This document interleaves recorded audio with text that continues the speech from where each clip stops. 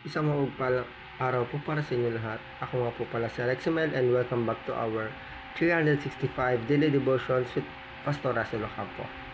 Bago ko po simulan tong devotion, gusto ko po muna sanang batiin ng bawat isa na maligayang Pasko para sa inyong lahat. Naway na-enjoy nyo po ang araw ng kaarawan po ng ating pinakamamahal na Panginoon na si Kristo. And lahat po tayo ay magbigayan lamang po, yun lamang po. And tuloy po natin yung usapan po natin. For our topic for today po, tatlong araw na nga po pala natin. Ang pag-uusapan po natin ay the Lord and Savior. And for our scripture po, you can find it on Book of Luke chapter 2 verses 10 to 11. And basahin po natin yung kasabihan po sa scripture. Excuse me po. But the angel said to them, "Do not be afraid. I bring you good news that will cause great joy for all the people. Today, in town of David, a Savior has been born to you, and He is the Messiah, the Lord." And for the Tagalog version naman po, ngunit sinabi sa kanila ng anghel, "Huwag kayong matakot. Ako ay may dalang magandang balita para sa inyo na magdudulot ng malaking kagalakan sa lahat ng tao. Isinilang sa inyo ngayon sa bayan ni David ang tagapagligtas, ang Kristong Panginoon." And tayo naman po ay magpapatuloy po para sa ating teaching. Number 1 po ay Jesus is the good news. Ibig sabihin po nun na si Jesus daw po ang mensahe ng kaligtasan na ipinadala po ng Diyos sa sangkatauhan. Siya po ang katuparan ng pangako po ng Diyos na magbibigay po ng buhay na walang hanggan sa lahat po ng mananampalataya. And for our second teaching, Jesus is the source of joy.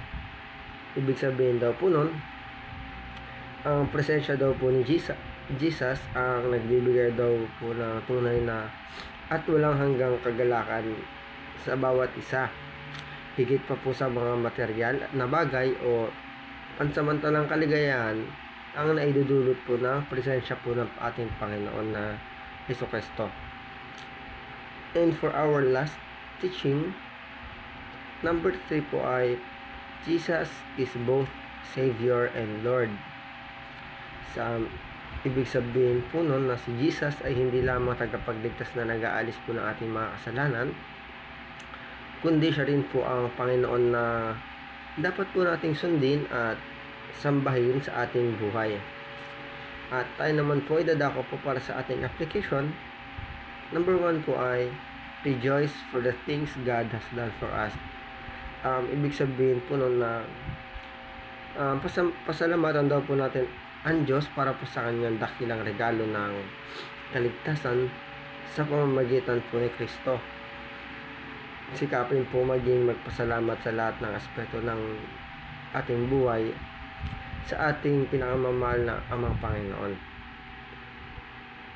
And for the second application po, celebrate the true meaning of Christmas.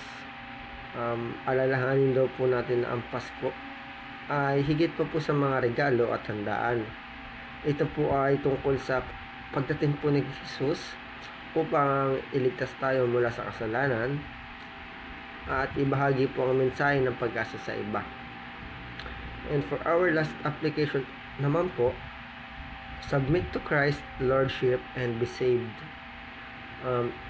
Ibig sabihin po nun na isuko daw po ang ating buhay kay Jesus bilang ating Panginoon na tagapagligtas po ng ating buhay.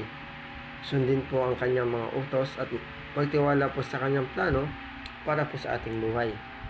At dito po nagtatapos yung ating devotion for today. At bago ko po tapusin itong video na to, nais ko lang po ulitin na batiin po ang bawat isa na maligayang Pasko sa inyong lahat.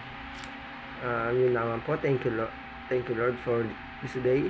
And thank you po for listening for my devotion. Yun naman po. Goodbye.